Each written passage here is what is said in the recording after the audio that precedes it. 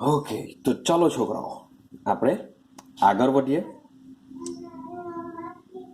આજે આપણે સમજવાનો પ્રયત્ન કરીશું કે જે તત્વો છે એ તત્વોની ઇલેક્ટ્રોનની રચના આવર્ત કોષ્ટક સાથે શું સંબંધ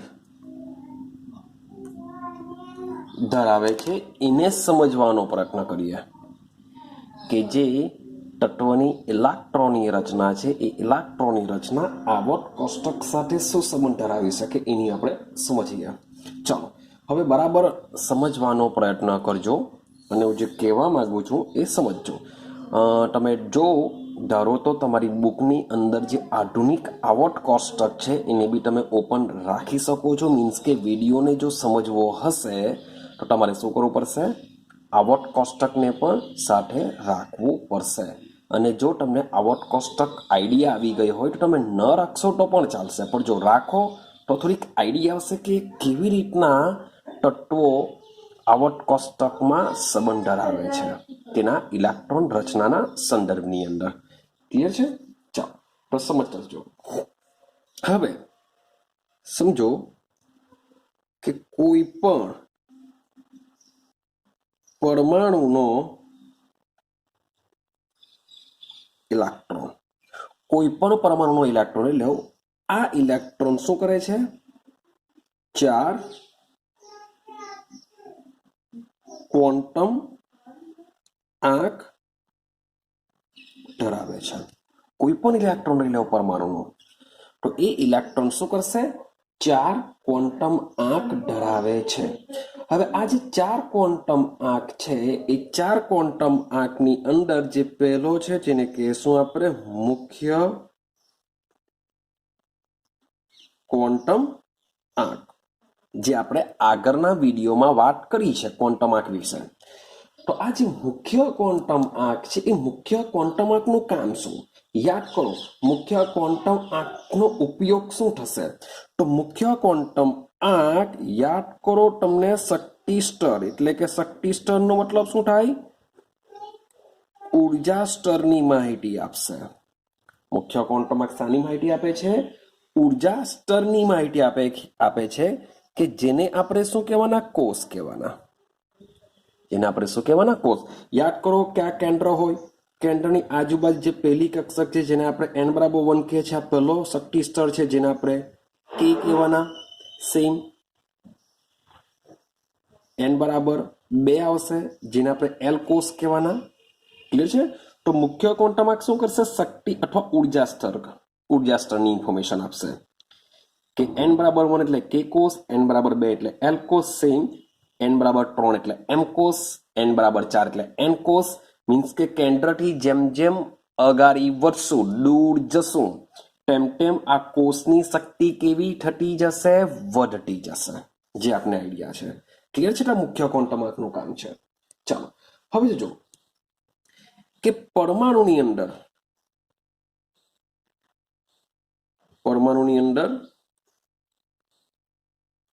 ભાઈ ઇલેક્ટ્રોન આવેલા છે. પરમાણુની અંદર કોણ આવેલા છે? ઇલેક્ટ્રોન આવેલા છે.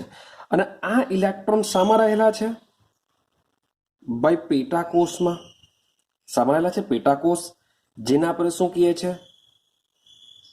કક્ષક કહીએ છીએ. પેટાકોષ અથવા એને આપણે કક્ષક કહીએ છીએ. હવે આ જે કક્ષક છે કે જેમાં ઇલેક્ટ્રોન ગોઠવાય છે, કેટલા પ્રકારની હોય છે? ભાઈ એસ કક્ષક હોઈ શકે, પી કક્ષક હોય છે, ડી કક્ષક હોય છે, એફ કક્ષક હોય છે, સોન આગળ બી હોય છે. પણ આપણા જેટલા બી તત્વો છે એ એસપીડીએફમાં કમ્પ્લીટ થઈ જશે. તો આની ઇન્ફોર્મેશન કોણ આપશે? તો આની ઇન્ફોર્મેશન આપશે ગૌણ ક્વોન્ટમ આંક આપે છે. કોણ આપે છે? ગૌણ ક્વોન્ટમ આંક. ક્લિયર થાય છે? હવે કોઈ પેટાકોષની જે કક્ષક છે, કક્ષકની બી પેટા કક્ષક આવશે. જેમ કે પી ની 3 છે, ડી ની 5 છે, એફ ની 7 છે, એ એમએલ દ્વારા નક્કી થશે. ભાઈ એની અંદર આવેલા 2 ઇલેક્ટ્રોન એકબીજાથી વિરુદ્ધ સ્પિન ધરાવે છે, જે ચોથો ક્વોન્ટમ આંક ઇન્ફોર્મેશન આપે છે. તો આ મુજબ કોઈ પણ પરમાણુનો ઇલેક્ટ્રોન 4 ક્વોન્ટમ આંક ધરાવે છે. રેડી છે? હવે જે પરમાણુ છે એ પરમાણુમાં રહેલો ઇલેક્ટ્રોનની જુદી જુદી કક્ષકોમાંની ગોઠવણીને આપણે શું કહીએ છીએ? એની ઇલેક્ટ્રોનીય રચના કહીએ છીએ.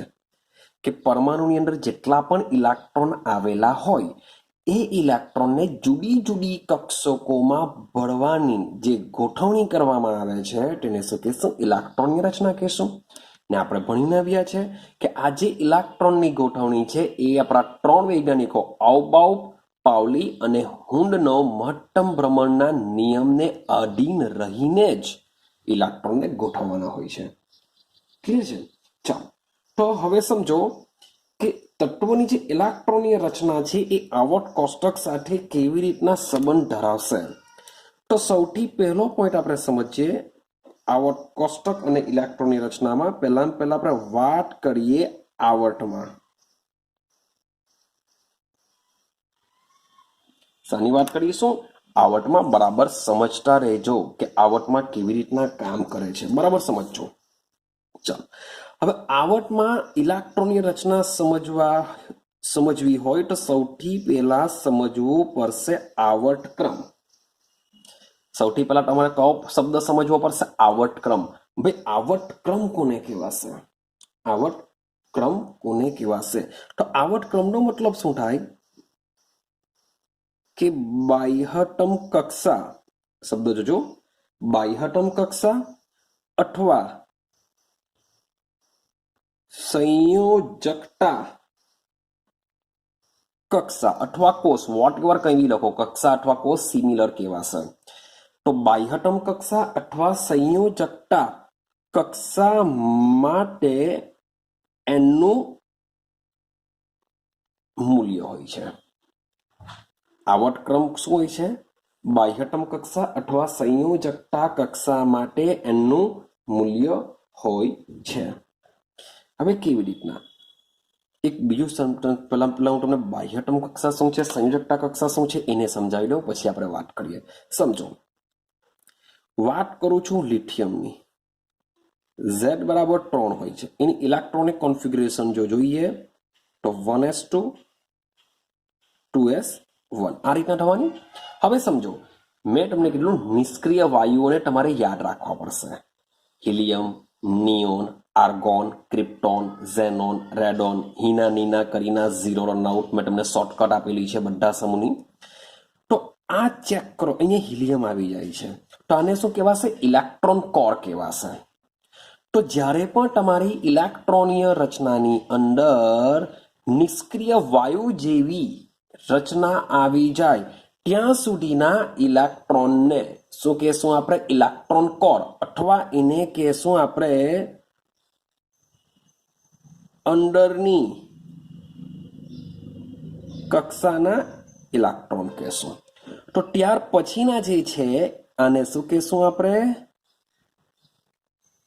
બાહ્યતમ કક્ષાના ઇલેક્ટ્રોન.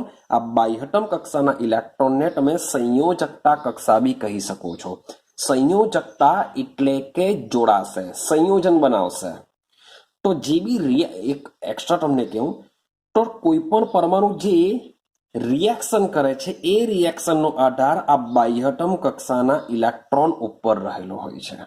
કોઈ પણ પરમાણુ, મેં તમને આગળ બી કીધેલું છે કે તત્વોના રાસાયણિક ગુણધર્મ તેમાં રહેલા ઇલેક્ટ્રોન ઉપર આધાર રાખે છે. હવે ઇલેક્ટ્રોન બે પ્રકારના હોય, એક તો અંદરની કક્ષાના ઇલેક્ટ્રોન હોય અને એક બાહ્યતમ કક્ષાના ઇલેક્ટ્રોન હોય.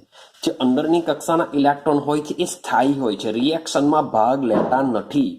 પણ જે બાહ્યતમ કક્ષાના ઇલેક્ટ્રોન હોય છે એ શું કરતા હોય છે? રિએક્શનમાં ભાગ લેતા હોય છે. એટલે કે તત્વની જે રાસાયણિક ગુણધર્મ છે એ બાહ્યતમ કક્ષાના ઇલેક્ટ્રોન ઉપર આધાર રાખશે. ચાલો, આટલું ક્લિયર થયું? તો આને કહેશું આપણે બાહ્યતમ કક્ષા અથવા સંયોજકતા કક્ષા. આવર્તક્રમનો મતલબ શું થાય? મેં તમને કીધું કે ભાઈ કેન્દ્રની આજુબાજુ ભાઈ પહેલું ભાઈ હશે ચક્રડું, જેને આપણે n બરાબર 1 કહે છે. તો આ n બરાબર 1 છે તેને આવર્તક્રમ 1 કહેવાશે. સેમ બીજું ચક્રડું લઈ લઉં, જે એલ કોષ છે એન બરાબર 2 કહેશું અને આવર્તક્રમ શું કહેશું 2 કહેશું.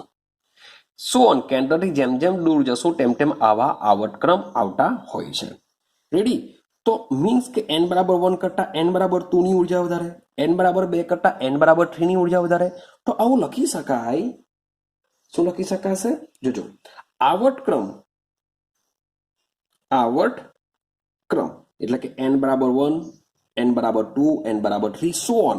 તો આવર્તક્રમ વધતો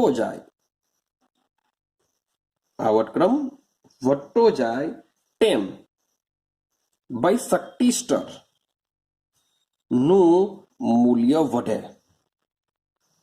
આવર્તક્રમ વધતો જાય તેમ શક્તિ સ્તરનું મૂલ્ય વધે. મીન્સ કે n બરાબર 1 શક્તિ સ્તરની જેટલી ઉર્જા હશે તેના કરતા વધુ ઉર્જા કોની હશે? n બરાબર 2 ની હશે. ક્લિયર થાય છે? n બરાબર 2 ની જેટલી ઉર્જા હશે તેના કરતા જે ત્રીજું શક્તિ સ્તર હશે તેની ઉર્જા વધારે. સો ઓન આ રીતના વધતી જશે. એટલે આવર્તક્રમ વધતો જાય તો શક્તિ સ્તરનું મૂલ્ય પણ વધતું જશે. રેડી? ચાલો હવે આને બરાબર સમજો. મીન્સ કે આખી જેટલું બી આવર્તમાં સમજવાનું છે એ આ સેન્ટેન્સ પરથી સમજવાનું છે. સમજો હું શું લખું છું કે ચાલો, પ્રત્યેક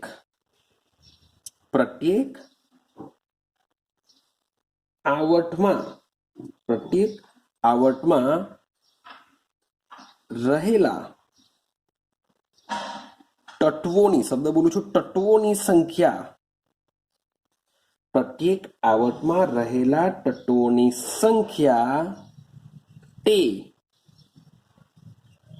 આવર્તમાં રહેલી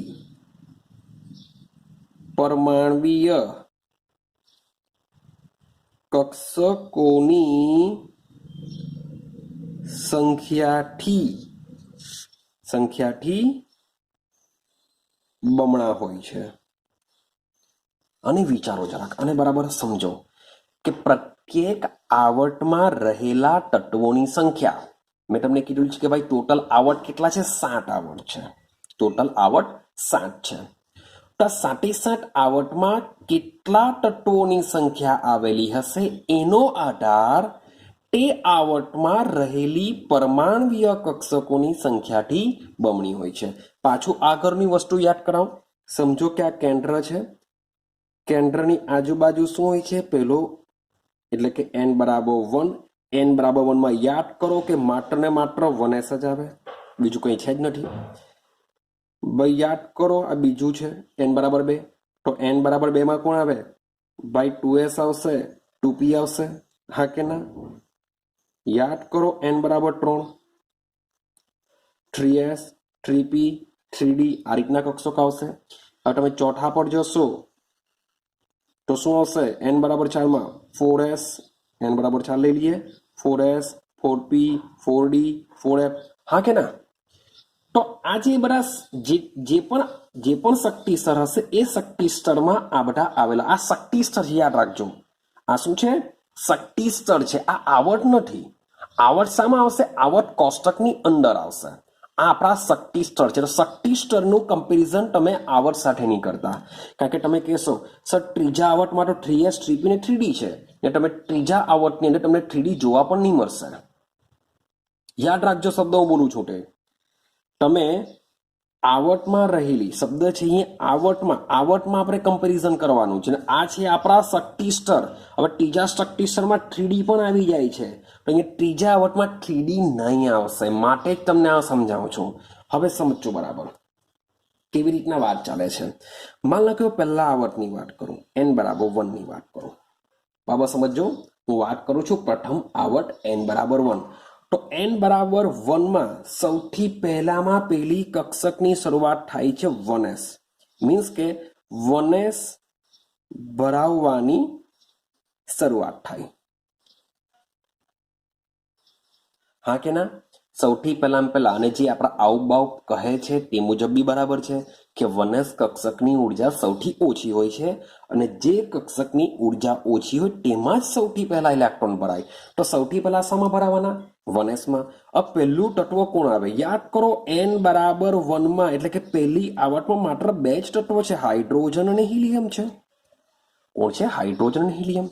હાઇડ્રોજનની નંબર છે 1 એટલે એમાં 1 ઇલેક્ટ્રોન જો જાય તો 1s1 કમ્પ્લીટ થવાની.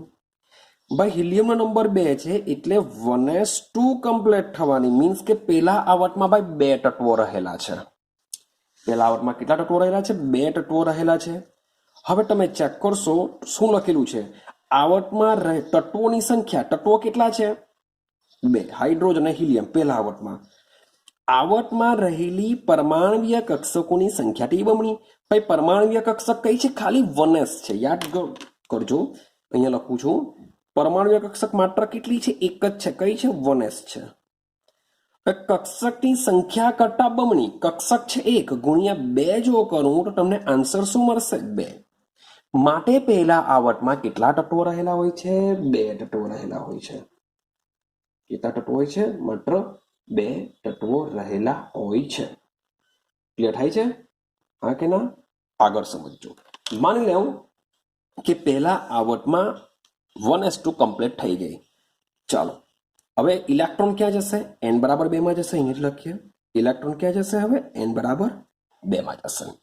તો ત્રીજો જે ઇલેક્ટ્રોન છે એ ત્રીજો ઇલેક્ટ્રોન મીન્સ કે શરૂઆત n બરાબર 2 ની શરૂઆત ક્યાંથી થશે? n બરાબર 2 ની શરૂઆત યાદ કરો. ત્રીજો ઇલેક્ટ્રોનનો મતલબ શું થાય? ભાઈ લિથિયમથી શરૂઆત થવાની.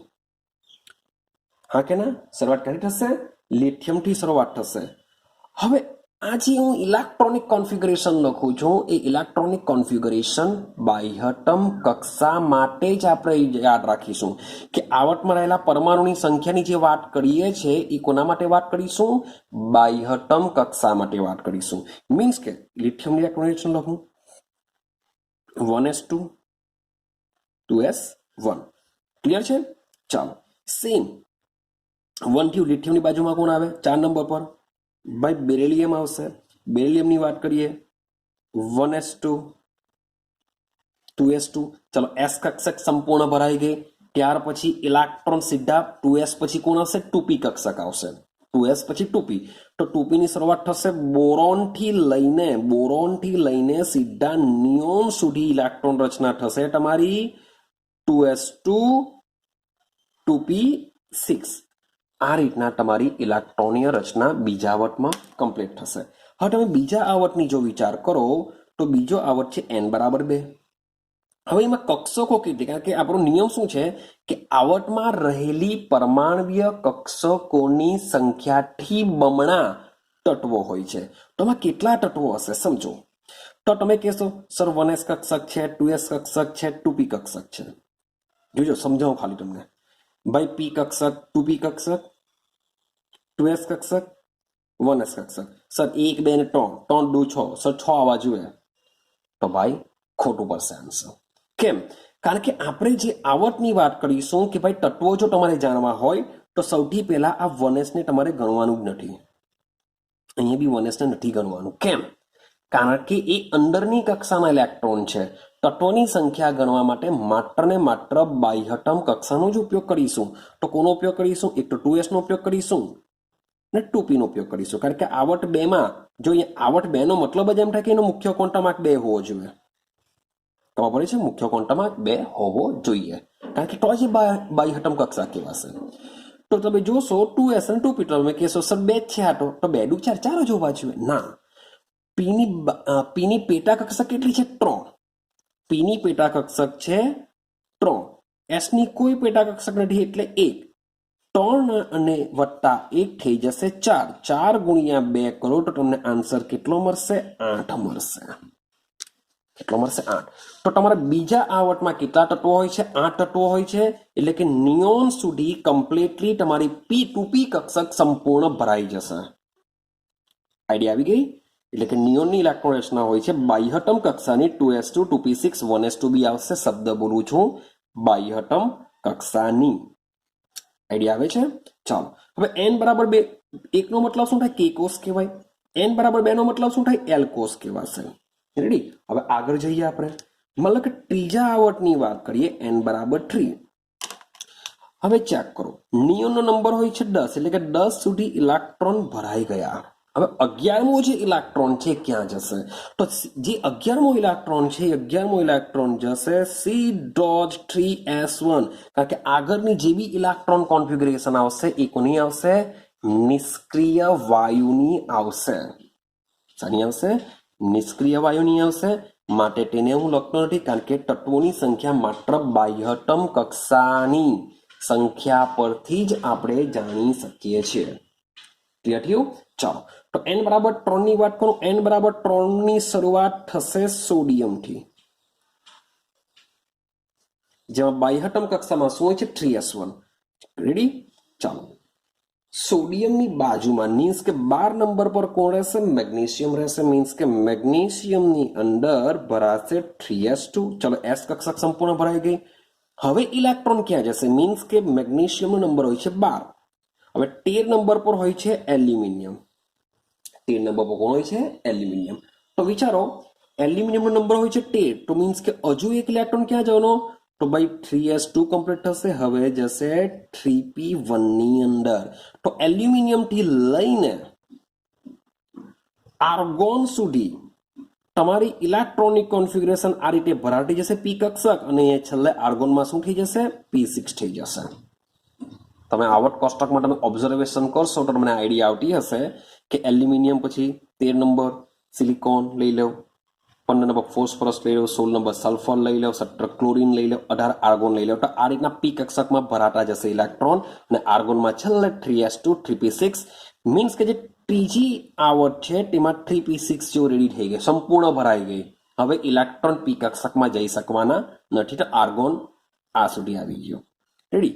હવે કક્ષકની વાત કરીએ. અહીંયા બી ચેક કરો કેટલી છે પી કક્ષક. હવે યાર ખબર પડવી જોઈએ, 3 છે. px py pz 3, એક s, એટલે કે 1 + 3 = 4 ગુણ્યા 2 કરો તો ત્રીજા આવર્તમાં બી સંખ્યા કેટલી હોય છે? 8 હોય છે. ક્લિયર થાય છે? ચાલો, kl આ વાત ચાલે છે m કોષની. તમને એમ બી પૂછે કે m કોષમાં તત્વોની સંખ્યા કેટલી, m કોષમાં ઇલેક્ટ્રોનની સંખ્યા કેટલી. તો આ બધા ક્વેશ્ચન બી તમારા દિમાગમાં રહેવા જોઈએ. આટલું ક્લિયર થયું? ચાલો, હવે વાત કરીએ n બરાબર 4 વિશે. હવે મજા આવશે. કેમ મજા આવશે સમજો. માન લો કે આર્ગોન સુધી તમારી ઇલેક્ટ્રોનિક કોન્ફિગરેશન સંપૂર્ણ ભરાઈ ગઈ. હવે શરૂઆત થાય છે ચોથા આવર્તની, અને ચોથા આવર્તની શરૂઆત યાદ કરો, 18 સુધી ભરાઈ ગયા, એટલે 19 એટલે કે કોણ? પોટેશિયમ. તો n બરાબર 4 ની શરૂઆત કોનાથી થશે? પોટેશિયમથી થશે. અને પોટેશિયમની બાહ્યતમ કક્ષામાં મીન્સ કે ચેક કરો 3p કક્ષક ભરાઈ ગઈ, તો ઇલેક્ટ્રોન ક્યાં જશે? 4s માં જશે, ને તે પણ એક ઇલેક્ટ્રોન રહેશે. રેડી છે? પોટેશિયમનો નંબર છે 19, એટલે બાજુમાં રહેશે કેલ્શિયમ. તો કેલ્શિયમમાં હજુ એક ઇલેક્ટ્રોન એડ થશે 4s2. આ લખું છું એ માત્ર બાહ્યતમ કક્ષાની ઇલેક્ટ્રોનની રચના લખું છું. અંદરની કક્ષા મીન્સ કે આર્ગોન સુધીની ઇલેક્ટ્રોનની રચના હું લખતો નથી. રેડી છે? કેમ? મારે તત્વોની સંખ્યા ગણવી હશે તો માત્ર ને માત્ર બાહ્યતમ કક્ષાનો જ ઉપયોગ કરવામાં આવે છે, અંદરની કક્ષાનો ઉપયોગ કરવામાં આવતો નથી. માટે યાદ રાખજો. નહીં કે તમે કહેશો સર તમે તો સમજાવેલું વિડીયોમાં કે પોટેશિયમની ઇલેક્ટ્રોનની રચના 4s1 છે. ભાઈ અગાડી બી તમને જો પોટેશિયમની ઇલેક્ટ્રોનની રચના પૂછાય તો અગાડી આર્ગોન લખવો પડશે તમારે, આર્ગોન 4s1. ક્લિયર? તો હું લખતો નથી. ચાલો, ક્લિયર? માન લો કે હવે કેલ્શિયમથી આગળ જઈએ. હવે સમજો, બરાબર સમજો. આનો નંબર છે 19, આનો નંબર છે 20. હવે બાય ઇલેક્ટ્રોન 4s, અહીંયા મોટે ભાગે શું કરું? 3s પછી 3p માં ભર્યા, પણ અહીંયા 4s પછી 4p આવતી નથી. 4s પછી 4p આવતી નથી. કેમ? કારણ કે વચમાં આવે છે 3d કક્ષક. વચમાં કોણ આવવાની? 3d કક્ષક આવવાની, અને જે 4p કરતા ઓછી શક્તિ ધરાવે છે. 4p કરતા ઓછી શક્તિ ધરાવે છે. માટે આઉબાઉપના સિદ્ધાંત મુજબ 4s જો કમ્પ્લીટ થાય ત્યાર પછી કોણ ભરાવાની શરૂઆત કરશે? ડી કક્ષક ભરાવાની શરૂઆત કરશે. એટલે કે 21 થી લઈને જે 30 સુધીના તત્વો છે, મીન્સ કે સ્કેન્ડિયમ થી લઈને ઝિંક સુધીના જે તત્વો છે એ તત્વોમાં શું થશે? 4s 3D10 સુધી ક્રમશઃ ભરાતા જશે. મીન્સ કે ઝિંકમાં આ મુજબનું થશે. સ્કેન્ડિયમમાં 4s2 3D1, આઈડિયા આવે છે. ટિટેનિયમમાં 4s2 3D2, આ રીતના ક્રમશઃ સોન ભરાતા જશે સીધા ઝિંક સુધી. ક્લિયર છે? ચાલો, માન લો કે આ 3D કક્ષક સંપૂર્ણ ભરાઈ જાય. હવે 3D કક્ષક જો સંપૂર્ણ ભરાઈ જાય તો ત્યાર પછી અહીંયા 2 આવશે, તો 4s2 3D10. હવે ઇલેક્ટ્રોન જશે 4p ની અંદર. મીન્સ કે p કક્ષકના ઇલેક્ટ્રોનની શરૂઆત થશે. p કક્ષકના ઇલેક્ટ્રોનની શરૂઆત થશે. ક્લિયર છે? ચાલો, તો શરૂઆત ક્યાંથી થશે? શરૂઆત ક્યાંથી થશે તો જોઈએ. ગેલિયમ શરૂઆત થશે. ગેલિયમ થી લઈને ક્રિપ્ટોન. ક્યાં થશે? ગેલિયમ થી લઈને ક્રિપ્ટોન સુધીના જે 6 તત્વો છે, એટલે ક્રિપ્ટોનમાં તમને 4p કક્ષક સંપૂર્ણ ભરાઈ ગયેલી હશે, 3D કક્ષક સંપૂર્ણ ભરાઈ ગયેલી હશે, 4s કક્ષક સંપૂર્ણ ભરાઈ ગયેલી હશે, એવું તમને ક્રિપ્ટોનમાં જોવા મળશે. રેડી છે? તો આ છે n=4 કે n=4 માં ક્રિપ્ટોન સુધી તમારું કમ્પ્લીટ થઈ ગયું હશે. હવે સમજીએ કે કેટલા તત્વો હોઈ શકે. તો સમજો s ની કોઈ પેટા કક્ષક નથી, એટલે s જાતે એક. d ની કેટલી પેટા કક્ષકો હોય છે? 5. p ની કેટલી પેટા કક્ષકો હોય છે? 3. તમે આ લોકોનો સરવાળો કરશો, 5 ને 3 8 ને 1 9 ગુણ્યા 2 કરો એટલે તત્વોની સંખ્યા કેટલી થઈ ગઈ? 18. ચોથા આવર્તમાં તત્વોની સંખ્યા કેટલી રહેવાની છે? 18 તત્વો તમને જોવા મળશે. ઇન્ટરેસ્ટિંગ લાગે છે ને? ક્યાંથી આંકડો આવેલો છે? આઈડિયા આવી રહી છે હવે? ચાલો, તો આ રીતના શું થશે? 18 તમને જોવા મળશે. રેડી છે? ચાલો, હવે સમજો આજે 3D જે 21 થી 30 ની વાત જે આપણે કરીએ છીએ, સેમ એવી રીતના આ મીન્સ કે ડી શ્રેણી છે. અને કઈ કહેવાશે? 3D શ્રેણી કહેવાશે. તો હવે પછીનું આપણે જોઈએ. ચાલો એક વાત પછી કરીએ. હું તમને વાત કરું n=5 ની વાત કરું. જોજો, આ k કોષ, આ l કોષ, આ m કોષ, તો આ કયો કોષ બની જશે? n કોષ બની જશે. તમે ચેપ્ટર નંબર 2 ને બી ઓબ્ઝર્વેશન બરાબર કર્યું હશે તો આઈડિયા આવતી હશે કે મુખ્ય ક્વોન્ટમ એક કોષની રચના કરે છે. મુખ્ય ક્વોન્ટમ એક સાથે સંકળાયેલો કોષ k છે, 2 સાથે l, 3 સાથે m, 4 સાથે n, 5 સાથે o, p, q, r so on આવતું જશે. રેડી? તો વાત કરીએ n=5. હવે સમજો તમારા ક્રિપ્ટોન સુધીની ઇલેક્ટ્રોનિક કોન્ફિગ્યુરેશન કમ્પ્લીટ થઈ ગઈ. ક્રિપ્ટોન સુધીની કમ્પ્લીટ થઈ ગઈ. હવે શરૂઆત ક્યાંથી થશે? તો ભાઈ પોટેશિયમ છે, તો પોટેશિયમની નીચે શું આવે? જો શબ્દો જોજો, લી ના કે રબ એટલે કે રૂબિડિયમ. એટલે કે n=5 ની શરૂઆત ક્યાંથી થવાની છે? રૂબિડિયમ થી શરૂઆત થશે. n=2 lithium. જો n=2 છે, n=1 માં 2 જ તત્વો છે, હાઇડ્રોજન અને હિલિયમ. તો જે s વિભાગ જે લીના કેરપ સાયકલ પર ફરારની વાત કરીએ છીએ, તો n=2 માં પહેલું તત્વ લિથિયમ, n=3 માં પહેલું તત્વ સોડિયમ, n=4 માં પહેલું તત્વ પોટેશિયમ, તો n=5 માં પહેલું તત્વ કોણ આવશે? રૂબિડિયમ આવશે. હવે આમાં કઈ કક્ષક સંપૂર્ણ ભરાઈ ગઈ? 4p. તો 100%ની વાત છે, આમાં 5s થી શરૂઆત થશે ને 5s1. બીજું ખબર નહીં પડતી હોય તો k માં જો 4s1 છે તો આમાં 100% 5s1 આવશે બાહ્યતમ કક્ષામાં. ક્લિયર થાય છે? તો રૂબિડિયમ થી શરૂઆત થશે અને આ જે શ્રેણી છે બેઠી જ આના જેવી આવશે. મીન્સ કે હવે પછીનું જે તત્વ છે, મીન્સ કે ચેક કરો, બેરા, મગન, કાકા, સરમ, એટલે અહીંયા કોણ આવશે? આની બાજુમાં સ્ટ્રોન્શિયમ આવશે, જેમાં 5s2 કમ્પ્લીટ થશે. સેમ અહીંયા પણ કે 5s પછી 5p કક્ષક ભરાતી નથી, પણ આવશે કોણ? 3D પછી આવશે 4D સંક્રાંતિ શ્રેણી. કોણ આવશે? 4D સંક્રાંતિ શ્રેણીની શરૂઆત થશે. ખબર પડે છે? અને એ જે 4D સંક્રાંતિ શ્રેણી છે એમાં પણ સેમ 4D માં 10 ઇલેક્ટ્રોન ભરાશે, જેમાં શરૂઆત યટ્રિયમથી થશે. યાદ કરો, યારી જરા નિભાના મોત તક રૂકાવટ રાહી પડે અગર કડી. મીન્સ કે યટ્રિયમથી લઈને જે કેડમિયમ સુધીના જે તત્વો છે એ 4D10 માં ભરાશે. ક્લિયર છે? યટ્રિયમથી શરૂઆત થશે. યટ્રિયમમાં શું આવશે? 4D1 આવશે, એટલે કે 5s2 4D1. કેડમિયમમાં શું આવશે? 5s2 4D10. આ રીતે કેડમિયમ સુધીની ઇલેક્ટ્રોનની રચના પૂરી થઈ જશે. હવે પછીનો ઇલેક્ટ્રોન ક્યાં જશે? તો ભાઈ પછીનો ઇલેક્ટ્રોન જશે 5p ની અંદર જશે. જો 5D ની લગતા ક્યાં જશે 5P ની અંદર, અથવા 4P ની લગતા 4P તો ઓલરેડી આપણે અગાડી જ ભરાય છે, કારણ કે 5S અને આ 5P બંને સેમ રહેશે, 4D વચમાં આવશે. તો 5P થી ભરાવાની શરૂઆત થશે. હવે 5P માં પહેલું તત્વ કોણ હશે? 5P ભરાવાની શરૂઆત થાય તો ભાઈ વિચારો કે ભાઈ પહેલામાં પહેલું તત્વ ભાઈ પી વિભાગનું બોરોન હોય છે, તો પછી એલ્યુમિનિયમ હોય તો બાલ ગયે ઇન, તો અહીંયા શરૂઆત ઇન્ડિયમથી થશે. તો ઇન્ડિયમમાં 5P1 હશે તો ભાઈ 5P6 કોનામાં હશે? ચેક કરો. 5P6 મીન્સ કે તમારો ક્રિપ્ટોનની નીચે કોણ આવશે? તો હીના, નીના ઓર કરીના. 0 મીન્સ કે કોણ આવશે? ઝેનોન આવશે. કોણ આવશે? ઝેનોન. ઝેનોનમાં શું હોય છે? 5P6. તો ઝેનોનની ઇલેક્ટ્રોનિક કોન્ફિગરેશન શું હોવાની? 5s2 4d10 5p6 હોય છે. તો ટોટલ કક્ષકો ચેક કરો ભાઈ. એક s કક્ષક, ડી કેટલી? 5. ડી ની 5 બધા કક્ષકો હોય છે એટલે કે 5. પી ની 3 હોય છે તો 5 3 8 ને 1 9, 9 ગુણ્યા 2 એટલે ટોટલ જોવા મળશે તમને આ રીતના 18 તત્વો તમને n બરાબર 5 માં જોવા મળશે. ક્લિયર થાય છે? હા કે ના?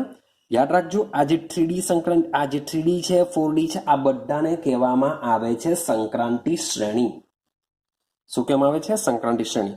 3D લઈ લો, 4D લઈ લો, 5D આવશે. હવે પાછી n બરાબર 6 માં આવશે, 5D આવશે, પછી 6D આવશે. આ બધાને શું કહેવામાં આવે છે? સંક્રાંતિ શ્રેણી કહેવામાં આવે છે. રેડી? ચાલો આગળ સમજો. હવે વાત કરીએ n બરાબર 6 ની વાત કરીએ. હવે વિચારો n બરાબર 6 એટલે 100%ની વાત છે કે 6s1 માં છેલ્લો ઇલેક્ટ્રોન જશે. શબ્દ બોલું છું, છેલ્લો ઇલેક્ટ્રોન, છેલ્લો 6s1 ની અંદર. તો રૂબિડિયમ આ 6s1 શામાં જશે? કયું તત્વ હશે? વિચારો. તમે વિચારશો કે 6s1 કોની આવવાની? અરે 6s1 છે તો વિચારો કે લી, ના, કે, રબ, સિઝિયમ. કોણ આવશે? સિઝિયમ. હવે n બરાબર 7 ની વાત કરો તો કોણ આવશે ભાઈ? ફ્રાન્સિયમ. આનો ફ્રાન્સિયમમાં શું આવશે? 7s1 આવશે ભાઈ. કે આ 6 બધું કમ્પ્લીટ થશે પછીનો ઇલેક્ટ્રોન ફ્રાન્સિયમમાં આવશે. બહુ સિમ્પલ છે, થોડુંક લોજિક લગાડજો. ચાલો, તો 6s1. હવે સિઝિયમની બાજુમાં કોણ આવે તો ચેક કરો. બેરા, મગન, કાકા, સરમ, બાની, રાખો. તો આ બંનેમાં શું હોય છે? 6s2 હશે, આમાં 7s2 હશે. રેડી થઈ ગયું? ચાલો, હવે માની લઈએ કે આપણે 6s2 કમ્પ્લીટ કરી દીધી. હવે શું આવશે? હવે શું આવશે? શું 5D આવશે? શું 5D આવશે? તો ના, યાદ રાખજો, હવે શરૂઆત થશે 4f ની. હવે શરૂઆત કોની થશે? 4f મીન્સ કે આંતર સંક્રાંતિ તત્વોની શરૂઆત થશે. અને આ જે 4f છે એ 4f કક્ષકની શરૂઆત થશે સીરિયમથી. શાનાથી થશે? સીરિયમથી શરૂઆત એની થશે. તો સીરિયમથી લઈને લ્યુટેશિયમ સુધીના તત્વો, સીરિયમથી સુધી લ્યુટેશિયમ, મને લસ્સી વાળું મેં તમને સમજાવેલું છે. તો સીરિયમથી લઈને લ્યુટેશિયમ સુધીના જે 14 તત્વ છે એ 4f14 કમ્પ્લીટ કરશે. મીન્સ કે લ્યુટેશિયમમાં આ રીતનું જોવા મળશે 6s2 4f14. તો જેવી f કક્ષક સંપૂર્ણ ભરાઈ જાય ત્યાર પછીનો જે ઇલેક્ટ્રોન છે, પછી 4f પછી કોણ આવશે? તો જે અહીંયા 4D સુધી કમ્પ્લીટ થયેલું છે તો હવે આવશે 5D. પછી શામાં આવશે? 5D માં જશે ઇલેક્ટ્રોન. હા કે ના? 5D માં મીન્સ કે 10 ઇલેક્ટ્રોન ભરાઈ ગયા બાદ શામાં જશે? તો યાદ કરો, અહીંયા 5P સુધી આવેલું છે તો હવે પછી જશે 6P. 6P માં 6 ઇલેક્ટ્રોન ભરાશે. તો આ જે ઇલેક્ટ્રોન છે આ રીતના 6P ભરાશે, તે રેડોન આવી જશે. કોણ આવી જશે? રેડોન. તો તમે તત્વની સંખ્યા જો ગણશો તો કઈ કઈ કક્ષક આવી સમજો, કઈ કઈ કક્ષકમાં આવી તો જોજો. પહેલી શરૂઆત થઈ 6s થી. ભાઈ 6x કમ્પ્લીટ ભરાઈ ગઈ, પછી 4f કમ્પ્લીટ ભરાઈ ગઈ, પછી 5D કમ્પ્લીટ ભરાઈ ગઈ, ને પછી શામાં આવી? 6p. તો n બરાબર 6 માં આ જે 4 કક્ષકો છે, 4 કક્ષકો ભરાય છે. હવે તમને હજુ બી કહું છું, n બરાબર 6 અને આ કેન્દ્રની આજુબાજુનો n બરાબર 6, આ બંને વસ્તુ અલગ અલગ છે. આ n બરાબર 6 એ શક્તિ સ્તર છે अथवा कोष है। જ્યારે આ n બરાબર 6 એ આવર્ત છે, આ છઠ્ઠો આવર્ત છે, આવર્ત ક્રમ દર્શાવે છે। એટલે આ n બરાબર 6 ને આ n બરાબર 6 સાથે નહીં સરખાવતા, કારણ કે n બરાબર 6 માં તો શું આવે, 6s આવશે, પછી 6b આવશે, 6d આવશે, 6f આવશે, આવી બધી કક્ષકો આવશે। રેડી? પરંતુ અવબાઉફના સિદ્ધાંત પ્રમાણે જે કક્ષકોની ઉર્જા ઓછી હશે તે મુજબ જ શું થશે, ઇલેક્ટ્રોન કક્ષકમાં ભરાતા હોય છે। માટે n બરાબર 6 માં એ રીતના નહીં યાદ રાખવાનું, આપણે આ જ રીતના યાદ રાખવું પડશે કે 6s પછી કોની ઉર્જા વધારે, 4f, 4f પછી 5d ની ઉર્જા વધારે, 5d કરતા 6p ની ઉર્જા વધારે હોય છે। ક્લિયર છે? ચલો ગણીએ। s માં એક ઇલેક્ટ્રોન, 4f બાય f કક્ષક છે, f કક્ષકમાં કેટલી પેટા કક્ષક હોય છે, 7, d ની 5 પેટા કક્ષક હોય છે, p ની 3 પેટા કક્ષક હોય છે, 5 ને 3 8, 8, 8 ને 7 15, 15 ને 1 16, તો 16 ગુણ્યા 2 કરો તો તમને આન્સર શું મળશે, 32 જોવા મળશે। માટે છઠ્ઠા આવર્તમાં તત્વોની સંખ્યા કેટલી જશે, 32 તમને જોવા મળશે। સેમ આ જ પ્રમાણે તમે ચેક કરશો તો 7s2 કમ્પ્લીટ થશે, અહીંયા 6s કમ્પ્લીટ થયું તેમ 7s કમ્પ્લીટ થશે, પછી 5f માં 14 તત્વો જશે, આ 5f માં 14 જેમ આપણે સીરિયમથી લ્યુટેશિયમ, જેમ આપણે સીરિયમથી લ્યુટેશિયમ સુધીના તત્વોને ગોઠવ્યા, સેમ એ જ પ્રમાણે જો 5f ની જો વાત કરીએ તો 5f માં જશે થોરિયમ, થોરિયમથી લઈને લોરેન્સિયમ સુધીના જે 14 તત્વ છે આ બધા તત્વો શામાં ગોઠવાશે, 5f કક્ષકમાં ગોઠવાતા જશે। જેવી 5f કમ્પ્લીટ થશે પછી ઇલેક્ટ્રોન જશે 6d માં, શામાં જશે, પછી 6d માં 10 તત્વો પર જશે, 1 2 3 so on ભરાતા જશે, અને લાસ્ટમાં લાસ્ટ જશે 7p। એટલા માટે લાસ્ટ કે તમારો 7મો આવર્ત અહીંયા કમ્પ્લીટ થાય, એટલે કે આવર્તની શરૂઆત s થી થાય, આવર્તનો અંત p થી થશે। યાદ રાખજો બધામાં આ જ રીતના આવે, આવર્તની શરૂઆત 6 એટલે s થી થાય, અંત p થી થાય, શરૂઆત s થી થાય, અંત શાનાથી થશે, p થી થાય। બધા કોઈ બી આવર્ત હોય, કોઈ પણ આવર્તમાં આ જ રીતના આવેલું હોય છે, શરૂઆત s થી, અંત p થી। અને એક બીજી વસ્તુ યાદ રાખવા જેવી કે s નો જે ક્વોન્ટમ આંક હશે તે જ p નો હશે, એમાં બી કોઈ ચેન્જ નહીં આવે। તમે n બરાબર 2 ની વાત કરતા હોય તો 2s હોય તો છેલ્લે 2p જ આવે, n બરાબર 5 ની વાત કરતા હોય તો 5s હોય તો છેલ્લે 5p જ આવે। ક્લિયર થાય છે? તો આ બધા પોઈન્ટ તમારે યાદ રાખવાના હોય છે, મીન્સ કે તમને બહુ તકલીફ નહીં પડશે। હવે આમાં પણ સેમ 1 + 7 + 5 + 3 મીન્સ કે 16 ગુણ્યા 2 એટલે કે બાય છેલ્લા આવર્તમાં પણ 32 તત્વો જ ભરાશે। આઈડિયા આવે છે? હવે આ જે f વિભાગ છે, જે 4f ની વાત ચાલે છે, 5f ની વાત ચાલે છે, આ બંને વિભાગોને કહેવામાં આવે છે આંતર સંક્રાંતિ તત્વો। શું કહેવામાં આવશે? આંતર સંક્રાંતિ તત્વો કહેવામાં આવશે। આ જે 3d છે, 4d છે, 5d છે, 6d જે ડી કક્ષકના ઇલેક્ટ્રોન છે એને કહેવામાં આવે છે સંક્રાંતિ તત્વો કહેવામાં આવે છે। શું કહેવામાં આવે છે એને? સંક્રાંતિ તત્વો કહેવામાં આવે છે।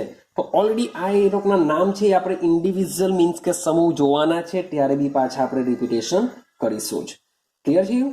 હા કે ના? તો આઈ હોપ સો કે આટલું તમને કમ્પ્લીટ થઈ ગયું હશે। શું છે સંક્રાંતિ તત્વો, શું છે આંતર સંક્રાંતિ તત્વો? રેડી?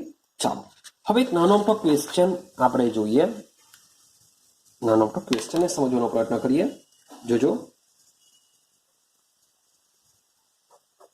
ક્વેશ્ચન છે કે આવર્ત કોષ્ટકના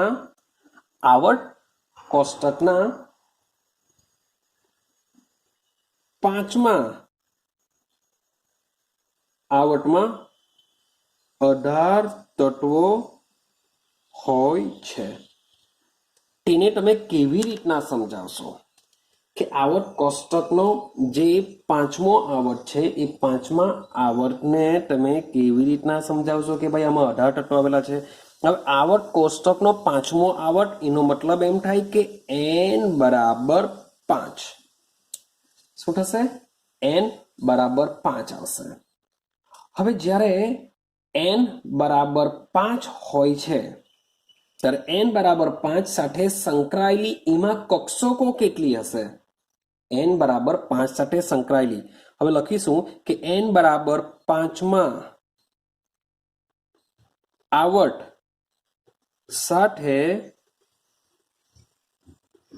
સંકળાયેલી કક્ષકોની વાત કરીએ તો યાદ કરો મેં તમને કીધું કે n બરાબર 5 હોય તો 5s તો પાક્કું આવવાનું અને સાથે સાથે 5p બી પાક્કું આવવાનું, કારણ કે s આવશે તો લાસ્ટમાં એમાં p પણ આવવાનો જ ને. n બરાબર 5 n બરાબર 5 જ હોય છે.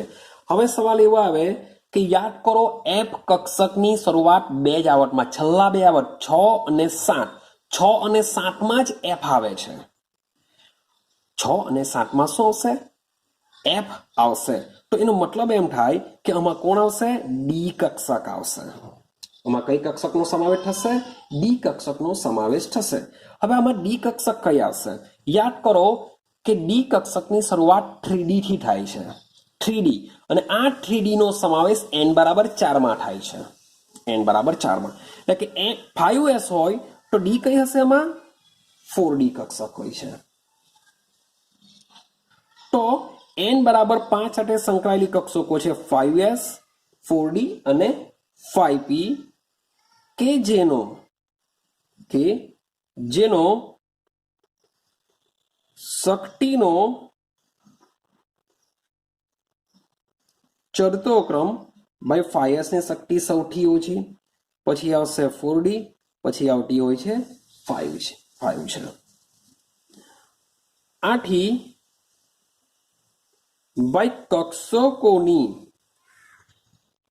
સંખ્યા આપણે શું લખીએ છીએ? કક્ષકોની સંખ્યા 1 વત્તા ડી માં કેટલી આવશે? 5, પી માં કેટલી આવશે? 3, એટલે કે 9 છે. કક્ષકોની સંખ્યા કેટલી હોય છે? 9 હોય છે.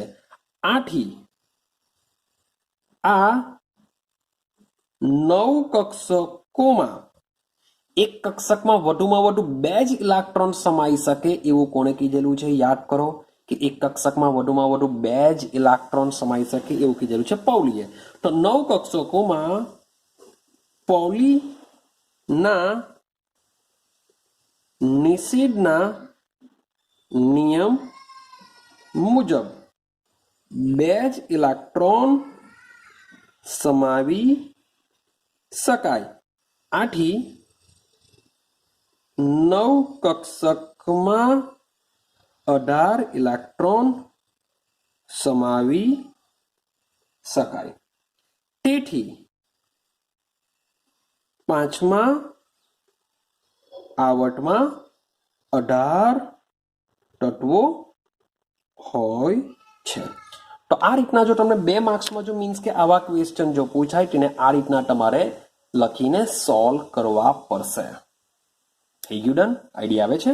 ચાલો, હવે આ જે વાત થઈ આપણે આવર્ત માટે વાત કરીએ. હવે આપણે વાત કરીશું સમૂહ માટે, કે આવર્તમાં ઇલેક્ટ્રોનિક રચના સમજી. હવે આપણે વાત કરીએ સમૂહ માટે. સમૂહમાં ઇલેક્ટ્રોનીય રચના વિશે વાત કરીશું. ચાલો સમજો સમૂહમાં શું છે. બહુ સિમ્પલ છે. સમૂહમાં એટલું બધું યાદ નથી રાખવાનું. પહેલા થોડીક બેઝિક ઇન્ફોર્મેશન મેળવીએ કે ભાઈ સમૂહની સંખ્યા 1 થી 18 હોય છે. સમૂહની સંખ્યા કેટલી હોય છે? 1 થી 18. હવે આ જે સમૂહ છે એ સમૂહને ક્યાં એમાં તત્વો કેટા ગોઠવેલા હોય? તો ઊભા સ્તંભમાં ગોઠવાયેલા હોય છે.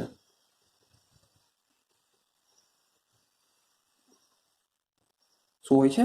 ઊભા સ્તંભમાં. કે સમૂહની અંદર જે તત્વો રહેલા હોય છે એ શામાં ગોઠવાયેલા હોય છે? ઊભા સ્તંભમાં ગોઠવાયેલા હોય છે. તો આ જે ઊભા સ્તંભમાં જેટલા પણ તત્વો હશે આ તત્વોના રાસાયણિક ગુણધર્મો કેવા હોય છે? સમાન હોય છે. બહુ નથી કહેતો ભાઈ, મેન્ડેલિફના સમયની વાત ચાલે છે. મેન્ડેલિફે બી આ જ વસ્તુ કરેલું છે કે ઊભા સ્તંભમાં જેટલા બી તત્વો હશે એ બધા તત્વોના રાસાયણિક ગુણધર્મો કેવા હોય છે? સમાન. ને મેં તમને આગળ વાત કરેલી છે કે રાસાયણિક ગુણધર્મ શાના ઉપર આધાર રાખે? ભાઈ ઇલેક્ટ્રોન પર આધાર રાખે, ઇલેક્ટ્રોનની સંખ્યા ઉપર આધાર રાખે. તો જે રાસાયણિક ગુણધર્મ છે ઇલેક્ટ્રોનની સંખ્યા ઉપર આધાર રાખે ને ઇલેક્ટ્રોનની સંખ્યા ચોક્કસ ગોઠવાયેલી હોય છે, એટલે કે ઇલેક્ટ્રોનની રચના ઉપર આધાર રાખશે. રાસાયણિક ગુણધર્મ શાના પર આધાર રાખે? ઇલેક્ટ્રોનની રચના ઉપર. તો સમજો કે સમૂહમાં રહેલા બધા તત્વોના રાસાયણિક ગુણધર્મો જો સમાન હોય તો એનો મતલબ એમ થાય કે સમૂહમાં રહેલા બધા જ તત્વોની બાહ્યતમ કક્ષામાં રહેલા ઇલેક્ટ્રોનની સંખ્યા બોલો કે ઇલેક્ટ્રોનની રચના બોલો, એ કેવી હશે? સમાન હશે. કે પહેલા ચાલો ભાઈ એક્ઝામ્પલ લઈએ, આપણે એક્ઝામ્પલ સમજીએ. પહેલો સમૂહ, ચાલો તો પહેલા સમૂહની મેં તમને આગળ જ મીન્સ કે તમને હમણાં વાત કરી આવ્યો, ટેચરા બી તમને પાછો સમજાવું. પહેલો સમૂહ કોણ છે આપણો? લી, ના, કે, રબ, સાયકલ પર ફરાર. આઈ હોપ સો કે ઇન્ટરેસ્ટિંગ લાગતું હશે આ. લીના કે રબ, સાયકલ પર ફરાર આપણી શું છે? એક શોર્ટકટ છે. હવે સમજો કે મને બી નથી ખબર કે ફ્રાન્સિયમનો પરમાણુ ક્રમાંક કયો હશે, રૂબિડિયમનો કયો હશે. કેમ? એને ગોખવાની જરૂર નથી. તમને એટલું ખબર છે કે મેં તમને 1 થી 30 તત્વના પરમાણુ ક્રમાંક મોડે કરાવેલા છે. તેના પરથી લિથિયમ તમે 3 લખી જ દેશો, ભાઈ સોડિયમ તમે 11 લખી દેશો, પોટેશિયમ તમને 19 લખી દેશો. આટલું તમને ખબર છે. હવે સમજો તો આંકડો કયો છે આપણો? 2, 8, 8, 18, 18, 32. આટલું જ યાદ રાખીશું. 2, 8, 8, 18, 18, 32. આંકડો કયો છે આપણો? આવર્તમાં રહેલી સંખ્યા. સમજો ચાલો 2 ને આપણે છોડી દઈએ કારણ કે પહેલો આવર્ત કમ્પ્લીટ થઈ ગયેલો છે, કારણ કે આપણે ઓલરેડી 3 લખી દીધેલા છે. હવે લિથિયમ પરથી સોડિયમ કેવી રીતે મળે? તો 3 માં 8 ઉમેરો, 8 ને 3 11. યાદ રાખજો 2 ને એડ કરવાનું નથી, કારણ કે 2 પટી ગયા છે, આપણે ઓલરેડી લિથિયમનું લખી દીધેલું છે. તો લિથિયમ નંબર હોય છે 3, 3 માં 8 એડ કરો 11, જો બની ગયું. 11 માં 8 એડ કરો, બની ગયા 19. 19 માં 18 એડ કરો, 18 દુ 36 ને 37, મીન્સ કે રૂબિડિયમ બની જશે. 37 માં 18 એડ કરો તો આવી જશે આંકડો 55. સીઝિયમનો પરમાણુ ક્રમાંક આવી ગયો. ભાઈ 55 માં 32 એડ કરો તો શું થશે? 87. 5 ને 2 7, 5 3 8, 87. તો ફ્રાન્સિયમનો પરમાણુ ક્રમાંક બની ગયો. હવે આ તત્વોની બાહ્યતમ કક્ષાની જો વાત કરીએ તો બાહ્યતમ કક્ષામાં શું થશે? તો સમજો એક એક્ઝામ્પલ આપું. આમાં હિલિયમ આવશે. કોણ આવશે? હિલિયમ. હિલિયમનો નંબર છે 2. તો ભાઈ અહીંયા બાજુમાં કોણ આવશે? જો યાદ રાખજો, હજુ બી કેવું, હિલિયમ એટલે પહેલો, તો બાજુમાં કોણ આવે? 2s1 જ આવે. ચેક કરો, લિથિયમની ઇલેક્ટ્રોન રચના થઈ ગઈ. હિલિયમ પછી કોણ આવે? નિયોન. રેડી? હિલિયમ પછી નિયોન. તો નિયોન આવ્યો તો એક હજુ ઉપર લઈ લો, 3s1. પોટેશિયમ તો એવી રીતે લખી કરો, helium, neon, argon, krypton, xenon, radon. તો આમાં જેમ 3s1 છે તો આમાં 4s1 આવશે. ચેક કરી લેજો. આમાં કોણ આવશે? 5s1. આમાં કોણ આવશે? 6s1. આની શું આવશે? 7s1. તો આ રીતના તમારી ઇલેક્ટ્રોનીય રચના બનતી હોય છે. કે થાય? હવે તમે ચેક કરો કે આ તો બધી અંદરની કક્ષા કહેવાય. આ શું કહેવાશે? બાહ્યતમ કક્ષા કહેવાશે. હવે તમે બાહ્યતમ કક્ષાને જો ચેક કરશો તો જો 2s 1 electron, 3s 1 electron, 4s 1 electron, 5s 1 electron, 6s 1 electron, 7s 1 electron. માટે તેને સમૂહ 1 કહેવામાં આવે છે. માટે જેને શું કહેવામાં આવે? સમૂહ 1. કારણ કે સમૂહ 1 ની બાહ્યતમ કક્ષામાં શું હોય છે? એક જ ઇલેક્ટ્રોન હોય છે. જો બધામાં ઇલેક્ટ્રોનની સંખ્યા સેમ, ઇલેક્ટ્રોનની રચના એસમાં જ છે. બધામાં શું છે? એસમાં છે. હા, ક્વોન્ટમ આંક બદલાશે, મુખ્ય ક્વોન્ટમ આંક બદલાશે. તત્વ બદલાવાનું, મુખ્ય ક્વોન્ટમ આંક જો એક જ રહે તો ભાઈ તત્વ બી એક જ રહેશે. તો 100% મુખ્ય ક્વોન્ટમ આંક તો બદલાય, પણ જે ઇલેક્ટ્રોન જે કક્ષકમાં રહેલો છે કક્ષક નથી બદલાતી. જો ચેક કરો, S1 S1 S1 S1. માટે આ સમૂહ 1 ના જે બધા તત્વો છે, બધા તત્વોના રાસાયણિક ગુણધર્મો કેવા હોય છે? સમાન હોય છે. ક્લિયર થાય છે? આઈડિયા આવે છે કે બાઉન્સ માર્યું? ચલો હજી એક એક્ઝામ્પલ લઈએ. માન લો કે હું બીજા સમૂહની વાત, કે છેલ્લા સમૂહની વાત નથી કરતો. ચાલો શું હોય છે? ફિર, કલ, બહાર, આઈ, આંટી. આની વાત કરીએ. ફ્લોરિન, ક્લોરિન, બ્રોમિન, આયોડિન, એસ્ટેટાઇનની વાત કરીએ. ચાલો, તો મેં તમને કીધેલું છે કે મને બી ભાઈ આયોડિન છે, બ્રોમિન છે, એસ્ટેટાઇનનો પરમાણુ ક્રમાંક ખબર નથી, પણ મને એટલું ખબર છે કે ભાઈ ફ્લોરિન 9 નંબર પર આવશે. ફ્લોરિન 9 નંબર પર આવશે. યાદ કરો ક્લોરિન કયા નંબર પર આવશે? તો ક્લોરિનનો નંબર હોય છે 17. હવે મને નથી ખબર કે શું થશે, પણ મને એટલું ખબર છે 2 આની વચ્ચે મૂકું છું 8, આની વચ્ચે મૂકું છું 8, આની વચ્ચે મૂકું છું 18, આની વચ્ચે મૂકું છું 18 અને પછી આવશે 32. આ રીતનો મને નંબર ખબર છે. હવે તમે જો 9 ની અંદર 8 ઉમેર્યા તો શું બની ગયા? 17. સમજો, બરાબર સમજવાની પ્રયત્ન કરજો. આ રીતના મીન્સ કે આમાં જ બેઠો આ સમજાવું છું. 9 ની અંદર 8 ઉમેર્યા તો 17. હવે 17 ની અંદર માની લો કે હું 8 ઉમેરું, બરાબર સમજજો. તો 17 વત્તા 8 કરો, વિચાર કરો કેટલો નંબર આવશે. વિચાર કરો તો મે બી નંબર આવશે 17, 17 3 20, 20 ને 5 25, મીન્સ કે 25 આવશે. શું લાગે તમને બ્રોમિનનો નંબર 25 હોય છે? ના. કેમ ભાઈ? 25 નંબર પર યાદ કરો 3D વિભાગ આવે, 21 થી લઈને 30. કોણ આવે? ડી વિભાગનો તત્વો આવશે. એનો મતલબ શું થાય કે આ બેની વચ્ચે ડી વિભાગ બી આવશે, જેથી આ આંકડો બની જશે સીધો 18. આ બી 18, તો અહીંયા બની જશે 32 ને છેલ્લે બનશે 32. યાદ રાખજો, આટલું જ ખાલી યાદ રાખવાનું છે આમાં, એટલે તમને કોઈ તકલીફ નથી થવાની.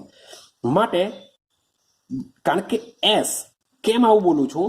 કારણ કે અહીંયા એસ આવેલો છે, આ બાજુ પી આવેલો છે, ને વચમાં જ ભાઈ ડીની બી શરૂઆત થશે.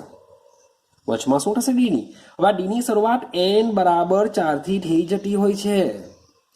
માટે જ્યારે બી આ રીતે તમે કેલ્ક્યુલેશન કરશો ત્યારે સમજવાનું કે ભાઈ 25, 26, 27 એવા આંકડા જો આવે તો સમજવાનું કે એમાં ડી હશે. ડી હશે એટલે સીધા અહીંયા 18 મૂકી દો, અહીંયા 18 કરી દો, અહીંયા 32 કરી દો.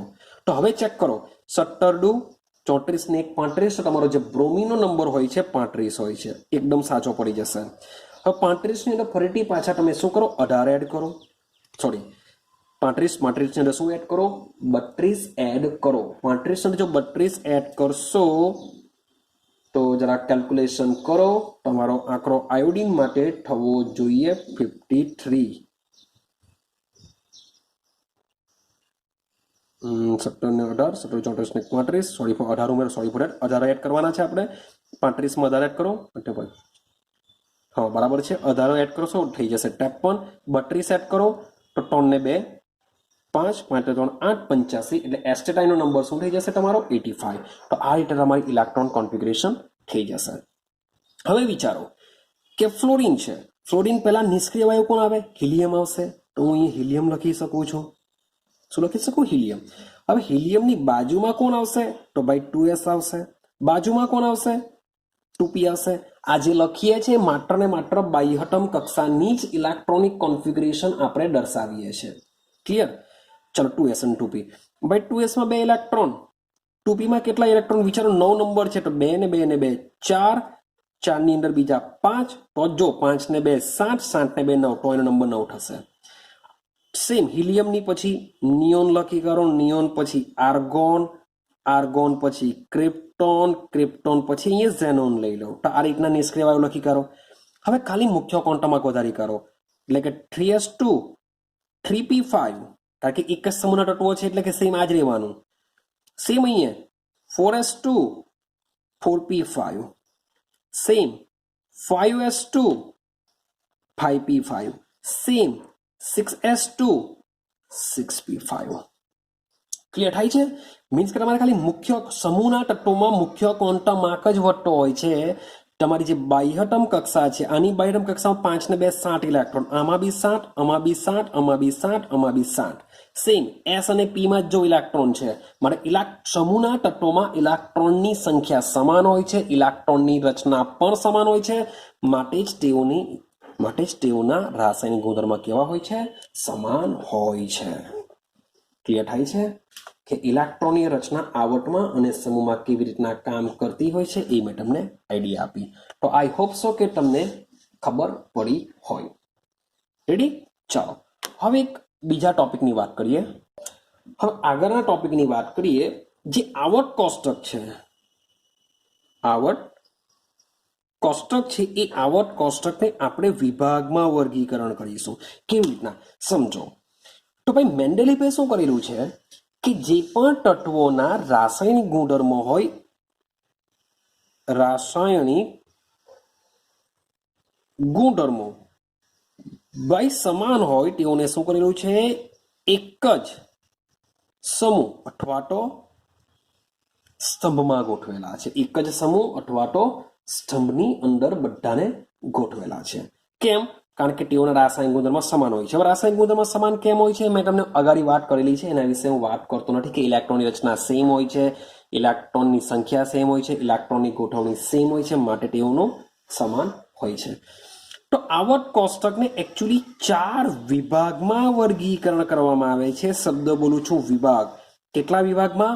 4 વિભાગમાં વર્ગીકરણ કરવામાં આવે છે. વિભાગ કયા કયા છે? તો એક છે એસ વિભાગ, એક છે પી વિભાગ, એક છે ડી વિભાગ અને એક હોય છે એફ વિભાગ. તો જે આવર્ત કોષ્ટક છે એ આવર્ત કોષ્ટકને ટોટલ 4 વિભાગની અંદર વર્ગીકૃત કરવામાં આવ્યો છે. હવે તમે આવર્ત કોષ્ટકને જોશો તો એસ વિભાગ છે. શબ્દ સમજો બરાબર. હવે જે એસ કક્ષક છે, એસ કક્ષકની કોઈ પેટા કક્ષક નથી, માટે એસમાં 2 ઇલેક્ટ્રોન સમાઈ શકે, માટે સમૂહ 1 અને આ બાજુ સમૂહ 2. તો શરૂઆતમાં જે પહેલો અને બીજો જે સમૂહ છે એ એસ વિભાગમાં આવશે. રેડી? હવે જે પી વિભાગની વાત કરીએ તો પી વિભાગની અંદર પીની કેટલી પેટા કક્ષકો? 3 પેટા કક્ષકો છે. 3 પેટા કક્ષકોમાં કેટલા ઇલેક્ટ્રોન સમાઈ શકે? 6 ઇલેક્ટ્રોન સમાઈ શકે. માટે પી કક્ષકોને એટલે કે સમૂહ 13, 14, 15, 16, 17, 18. તો સમૂહ 13 થી લઈને સમૂહ 18 સુધીના જે સમૂહ છે બધા કોણ કહેવાશે? પી વિભાગના સમૂહ કહેવાશે. સેમ આ એસ અને પી વિભાગની વચ્ચે કોણ આવશે? ડી અને એફ વિભાગ આવેલા હોય છે. કોણ આવેલા હોય છે? ડી અને એફ વિભાગ આવેલા હોય છે. તો આ રીતના આવર્ત કોષ્ટકને કુલ 4 વિભાગમાં વર્ગીકરણ કરવામાં આવેલું હોય છે. હવે મજાની વાત એવું છે, આપણે આ પોઈન્ટમાં ખાલી એક વસ્તુ સમજવાનું છે. આપણે હાઇડ્રોજનને સમજવાનું છે અને હિલિયમને સમજવાનું છે. બાકી તો ઠીક છે, બધું આઈડિયા આવી જશે કે એસપીડીએફ આ રીતના આવેલું છે. મેઇન છે હાઇડ્રોજન અને હિલિયમ. શબ્દ સમજો ભાઈ. શરૂઆત હું હિલિયમની કરું, ચાલો. હવે હિલિયમની જો વાત કરીએ, હિલિયમને શા માટે આવર્ત કોષ્ટકમાં સૌથી ઉપર મૂકી દીધું? તો ભાઈ હિલિયમની વાત કરીએ, હિલિયમની ઇલેક્ટ્રોનિક કોન્ફિગરેશન 1s2 છે. તો સવાલ એવો આવે કે સર 1s2 છે તો એને શા માટે? કારણ કે તમે સમૂહ 2 ને જો ચેક કરશો, તમે તમારી બુકમાં જો આવર્ત કોષ્ટક જોશો તો સમૂહ 2 છે, સમૂહ 2 ની અંદર બધામાં ચેક કરો, બાહ્ય કક્ષા 2s2, 3s2, 4s2, 5s2 આ રીતના હશે. તો શા માટે હિલિયમને સમૂહ 2 માં નહીં મૂક્યો? સવાલ એવો આવે, શા માટે હિલિયમને સમૂહ 2 માં નહીં મૂક્યો? કારણ કે એસ કક્ષકનો જ છે, તો સમૂહ 2 માં કેમ નહીં મૂક્યો? તો એનું એક જ રીઝન છે કે એસ કક્ષક કેવી થઈ ગયેલી છે? સંપૂર્ણ ભરાઈ ગયેલી છે.